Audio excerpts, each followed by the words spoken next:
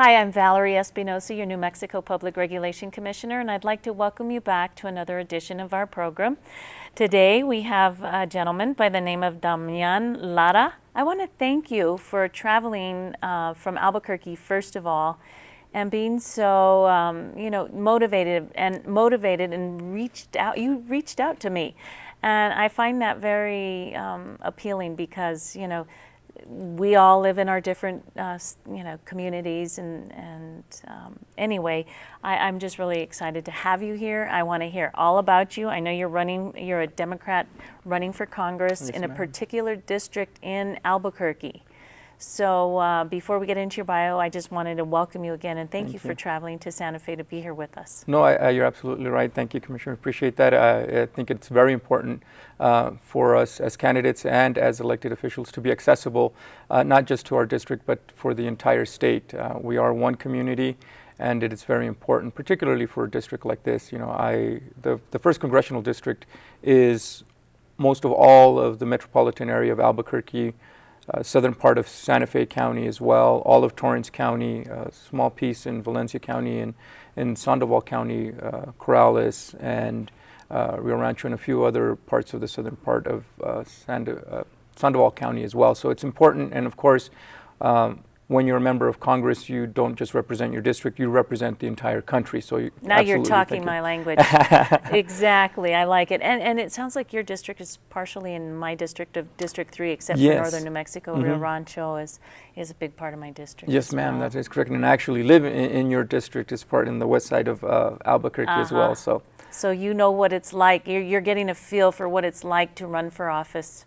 Yes, definitely have. And what it takes. I like to think of myself as the outsider with insider information. As you know, I've spent 15 years in public service directly with legislative experience in the federal, state, and even at the county level. But this is the first time that I have actually run for public office. So I am definitely getting a quick crash course in what it's like to run for office. On one hand, it's the greatest thing, and it's just on the other, it's kind of difficult sometimes when if it gets negative, because in this world, sometimes politics, it gets ugly. I mean, turn on the TV, Right. So let's hear all about you. You have a degree, you went to school, and I love it. You're from a small town like I was. Well, Espinoza is not that small, but, Melrose is small. It's very small, and it's gotten smaller. I'm impressed that Yeah, no, thank you, Commissioner. Small town guy comes. Yeah, I'm the youngest of four. When my mother came to New Mexico, she came with nothing but 4 boxes of clothes and 4 children. And she took 2 of those boxes and sold them, and then she took her 4 children and put them through college, and in my case, through law school. And, one of the reasons why I dedicated myself to a career in public service and now to run and wanting to be the next member of Congress is those first years in Melrose, when a very small community with a very big heart accepted us and welcomed us and gave us an opportunity to work. And I feel for the people of Clovis. We worked the fields in and surrounding areas of Melrose and Clovis, and we're very grateful for an opportunity to work. And now that I'm running for Congress, it is because of that, because I want to give back to the people of those communities that gave so much to me and my family when we had so little. And now to see the issues that they're facing, mental health and gun control and everything else that's going on, it weighs heavy on my heart. And that's one of the reasons why I decided to be in public service, because I saw at a very early age the difference in the quality of life that government makes in the lives of its citizens.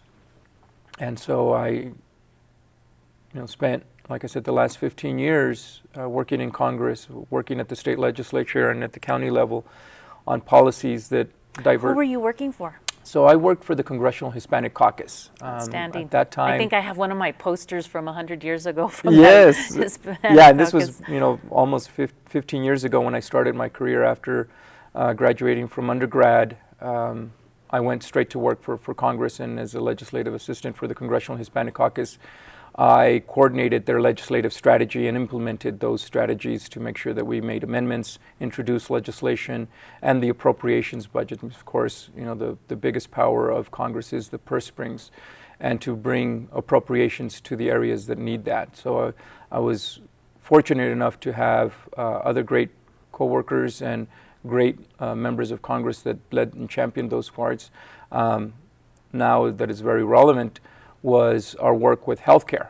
I was actually awarded as an outstanding congressional staffer in 2002 by the National Association of Community Health Centers for my work in advancing and increasing access to healthcare for underserved communities, much like those of here in New Mexico. You certainly have the insight is right and the background. Okay, I bet you speak beautiful Spanish. Sí, claro. Okay, so ¿dónde fuiste al colegio? Fui a la Universidad de Brown en Providencia, Rhode Island.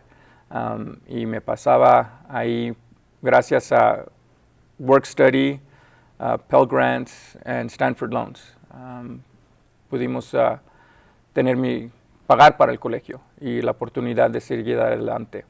I knew it. I knew it. I knew it. Do you ever participate in the National Association of Latino Elected Officials, the NALEO organization? No, I haven't. I've never been But an you elected will. official, but I will. You will. And you can but partake as, as a student or you can get a scholarship to attend. I think that would be ideal. Yeah, no, definitely. I've spent most of my time working as the president of the New Mexico Hispanic Bar Association.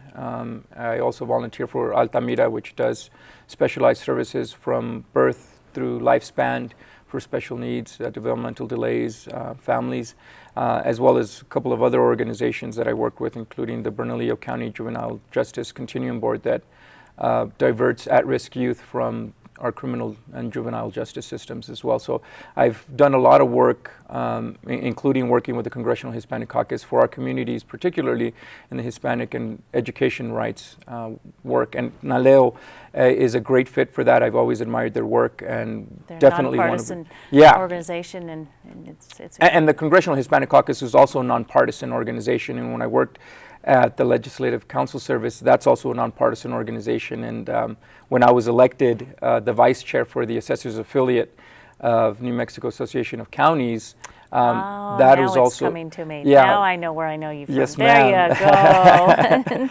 So I've always, while I've lived the values that shape my policies and my platforms, I have always been willing and capable and have a demonstrated commitment of working across party lines in nonpartisan and bipartisan ways, really to make sure that the solutions get done and that we actually work to make and build a better New Mexico. Well, I know there's several people running for that position. So what differentiates you from the others? And also, as you're campaigning, what are you hearing? What are concerns? I mean, I can tell you some right now. Crime, right. The economy, the education system, and, so I know I'm jumping into different subjects. No, and you're absolutely right. And having worked, like I said, for 15 years directly with legislative policy, you have to be an expert in all fields. And the issues that people talk the most about are the ones that impact their lives the most. And that is, you're absolutely right, the economy. We know that when the economy is low, crime rises. When the economy is bad, people turn to substance abuse and drug issues. And so we definitely need to fix that. And my background, when I left Congress, I saw hundreds of millions of dollars in surpluses turn into trillions of dollars in deficits with the 2001 tax era cuts. And now that we're seeing another round of tax cuts, that really is what hits working families the hardest, what puts us at a big disadvantage. Closely related to that is our education and the crime. If we want a better economy, there's a whole host of things that we need to do. First and foremost is focus on what New Mexico and New Mexicans do best. Focus on our culture, our people, and the things that we can here in the state take advantage of and move forward on. And that includes making necessary investments in public safety and infrastructure. And from the federal standpoint, that is making sure that our law enforcement officers receive the training and the resources that they need to deal with the issues that we have here, and rather than giving us unfunded mandates to enforce civil immigration laws, for example, or hold inmates on federal civil immigration charges at the cost of county taxpayers.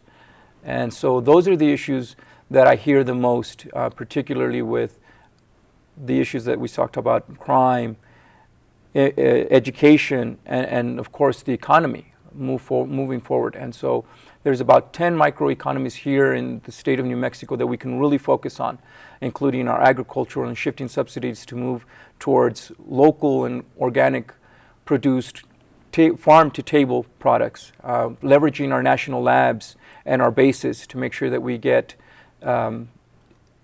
tech to transfer to market initiatives, that we diversify our energy economy. New Mexico is uniquely situated in really the country and the world where we have such a high dependence on fossil fuel economies, but we also are blessed with, I think, the second or third highest solar power, the 7th wind power, and 12th geothermal powers. And focusing that and leveraging our federal resources to ensure that we have the resources and the research to transform and diversify our energy economy from one that is heavily dependent on fossil fuels over time to one that is focused on renewable energy such as solar, wind, and geothermal, we can lead the nation for a change and demonstrate how we can create a fruitful and robust economy that is focused on providing renewable energy to the rest of the country. Goodness, I am impressed. I think your mother must be very proud of you. She is, and she's worked hard to get us there. And as I mentioned, when I talk about building a better economy, it is because I know firsthand that a growing economy is what let my mother become a businesswoman who could support her family and fight and put us through college, like I said, in my case, through law school. And I know that first and foremost, that's what allowed us to get an opportunity and for me to live the American dream, really. And when I say that I'm fighting for better education policies that provide better possibilities for all students, it is because I know firsthand that an education allowed me to go from pulling potatoes and onions from the fields of southeastern New Mexico to sweeping and mopping the kitchens of Brown University to working in the halls of Congress. I'm telling you, I mean, I'm so impressed with you. It's amazing. It's fascinating. You just have to continue to tell that story. I'm going to ask you a question, and I know what you're going to say because, okay, so let's say you do win. If I call your office and I tell you, hey, there's somebody in the state that's having a problem. They're under a boil advisory. They, the commission ordered them to have drinking water or bottled water. It's sort of like a mini Flint, Michigan. And anyway, it's an ongoing case, so I'm not going to say much. But I just want to know, let's say if I call you as a citizen, not as a commissioner, I call you and I say, Congressman Lara, I said there's a problem in this part of the state. For 12 months they've been under boil advisory. I need your help. Maybe if the governor can't provide water buffaloes, then can you help me? Just help me with these people somehow. What would your response to me be? Then we'll get right on it, and we'll work, with the other members of Congress in our district and in our surrounding areas, because those are the issues that we need to first and foremost, as a member of Congress and as a staff legislative assistant for members of Congress in the past.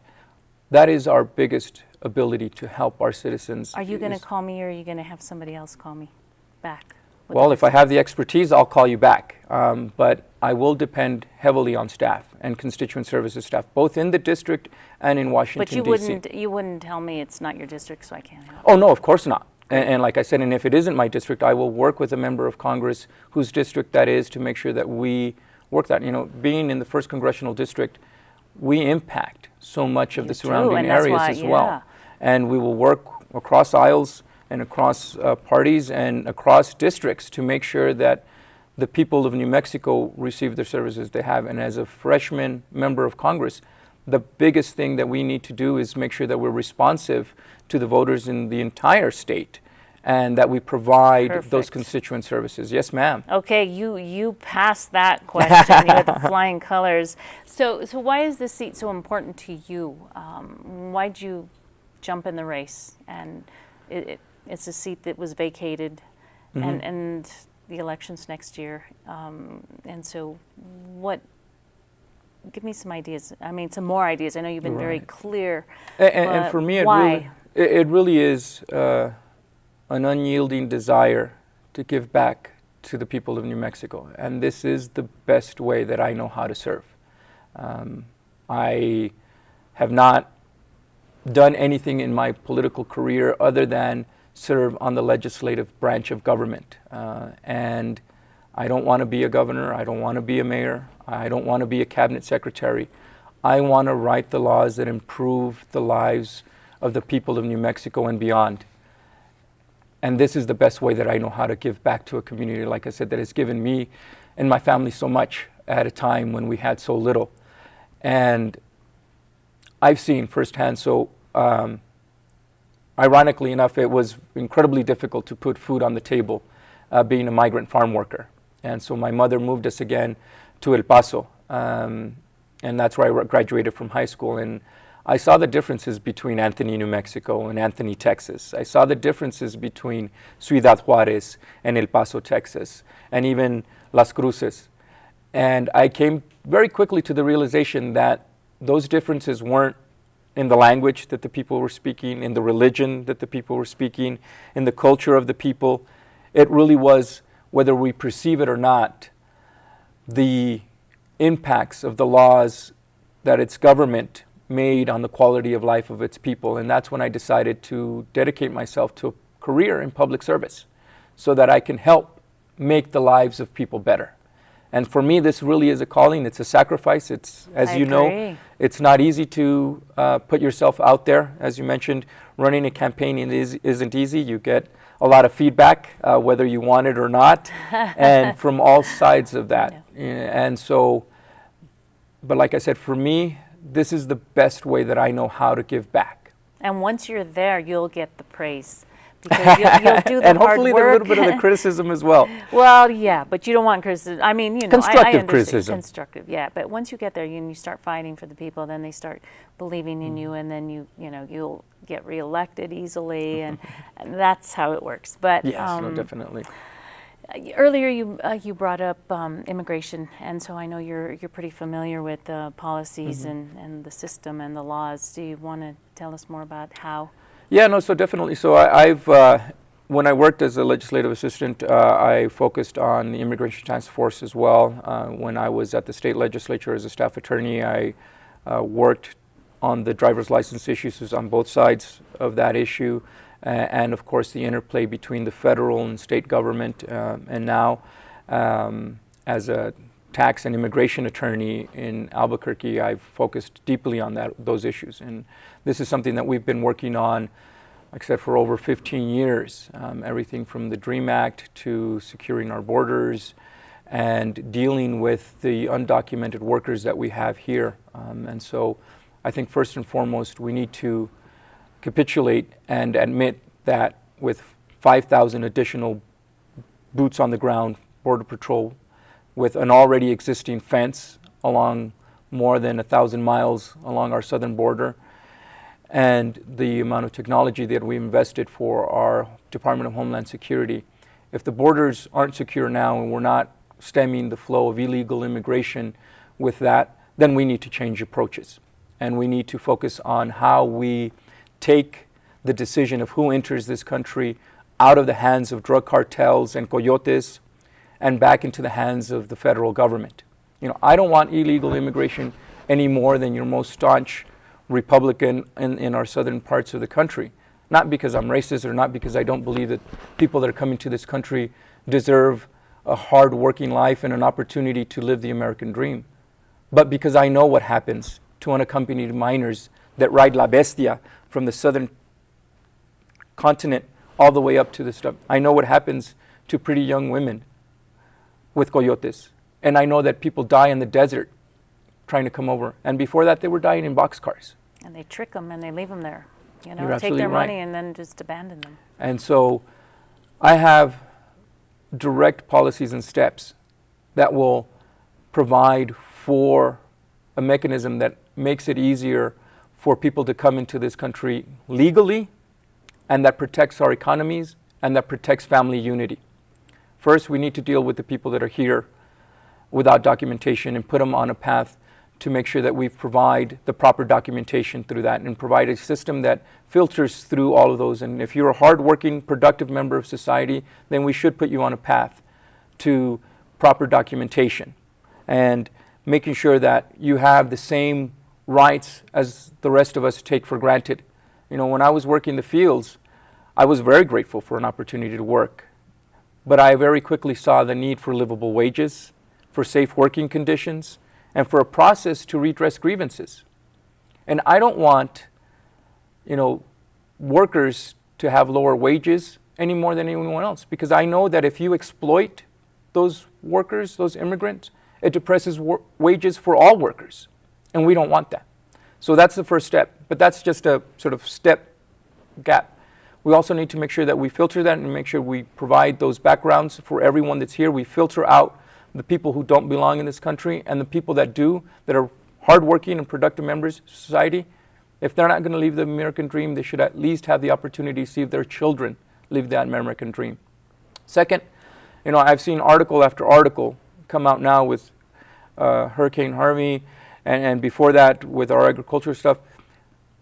We need workers to come in here, and an immigrant labor force is good for our economy, but it also keeps us back to our cultures. You know, we say that immigrants really are the keepers of the culture, particularly here for us in New Mexico, that have a history of 200, 300, 400 years of ties with Spain and Mexico.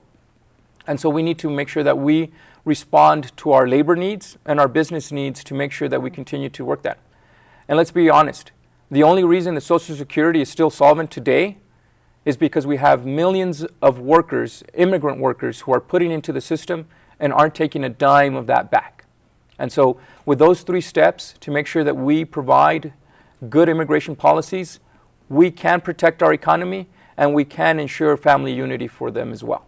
Outstanding. Have you ever participated in a ceremony? It's every year they have it when they, it's, what is it, a naturalization? It's a ceremony, yes, yeah. ma'am. Yeah, oh my gosh, that's a tearjerker. It is, and we just posted several on our Facebook because I was fortunate enough to have friends and clients go through the ceremony just 3 weeks ago. And I participated in that ceremony, and I participated in others before it is. And really, you know, that's when I take to heart our national motto, you know, e pluribus unum, out of many one. And really that is, for me, the epitome of what New Mexico stands for and can lead the rest of the country for in our diversity, and showing how we as many people in many cultures come together as one state, as one country for the better of all of us. And so it is very touching to me personally. When I was county clerk, I would register the naturalized citizens afterwards, so we, you know, encourage them to register to vote. Of course, I couldn't tell them vote one way or the other, or register Democrat or Republican. You just register them, and that was just a remarkable, something to partake in that I'll never forget. Yes, it is, and for people who naturalize into the United States, like myself, for example, we hold that much more obligation and sacred duty to become informed and see what is best, because a lot of us come from countries where this right, this entitlement to vote and participate in our civic duty in our government is not possible.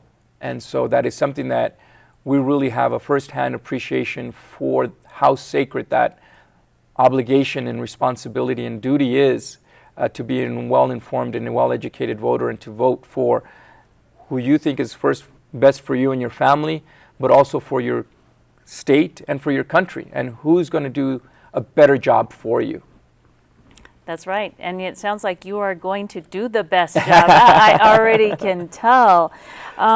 So if you had, you know, in a nutshell, to talk about why, you know, the audience should vote for you, or the people that are watching that might have relatives that that are in the district that you're running in, because Santa Fe and Albuquerque, we're all, you know, connected. I mean, we're almost attached over here because of the property, but the boundaries of the tribes don't let us connect into one big city. But I mean, what would you tell the folks if you know, in asking for their support? How would you?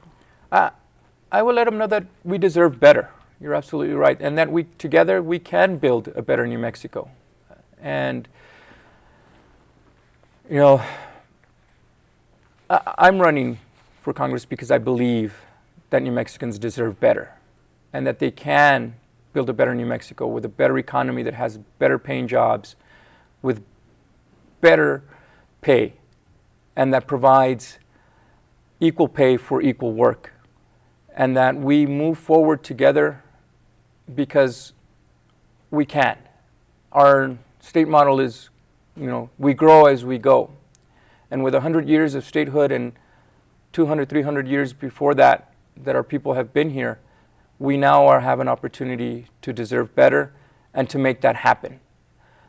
I just saw, you know, another proposal for tax policy last night, and having dedicated, like I said, when I left Congress, seeing hundreds of millions of dollars in surpluses turn into trillions of dollars in deficits, I went to UNM School of Law and dedicated myself to studying state and federal income taxes.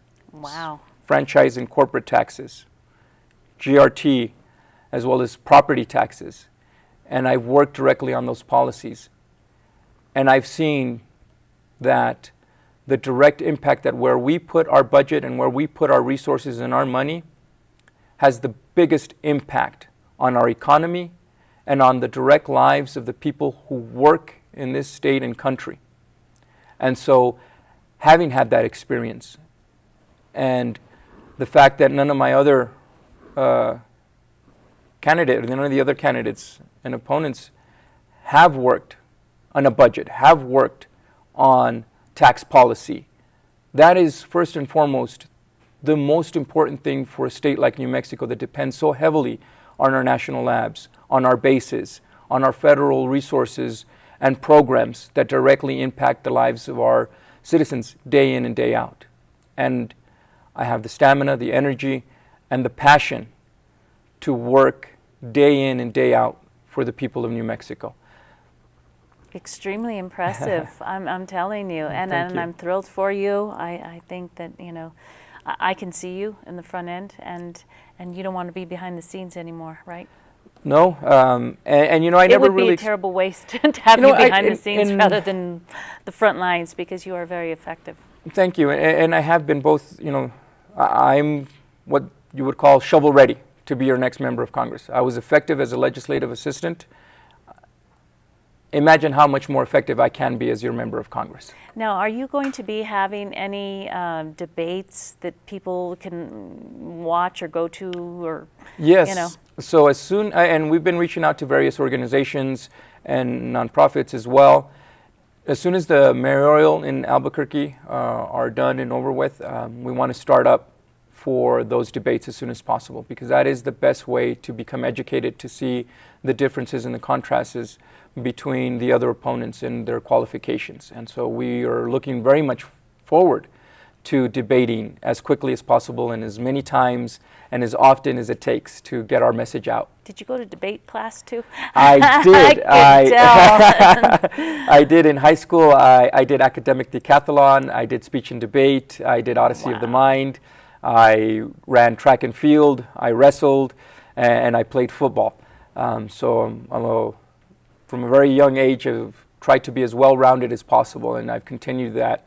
Like I said, being in the legislature, you really need to be an expert in a wide range of issues, and so I've continued to do that as much as possible. So I can see where you're very passionate, sincere, well-educated, and very fit for that job. So I want to wish you luck. Thank you so much. And Appreciate again, it. thank you for traveling here. No, thank you. And I'm sure there's people that are watching that have family, relatives that live in your area. What was the district, real quick, before we wrap So up? it's most of Bernalillo County, particularly the greater metropolitan area of Albuquerque. It's all of Torrance County. It's the southern part of Santa Fe County, the southern part of Sandoval County, Corrales, Rio Rancho, Placitas, and some of those areas as well. So, and if you have questions about that, you can reach out to us, and we'll make sure to put you in the right direction, make sure you know who your district is. So there you go, Santa Fe County. You have somebody that came to tell you all about what he's made of, and you sure did a good job of it. So again, thank you. And I hope to have you back if you'd like to come back. I would greatly appreciate it. In the meantime, you know, we'll keep following you, and I'm sure our listeners will also do the same. So again, thank you for watching our program. If you'd like to be on this program, please give me a call at 827-4533. Thank you.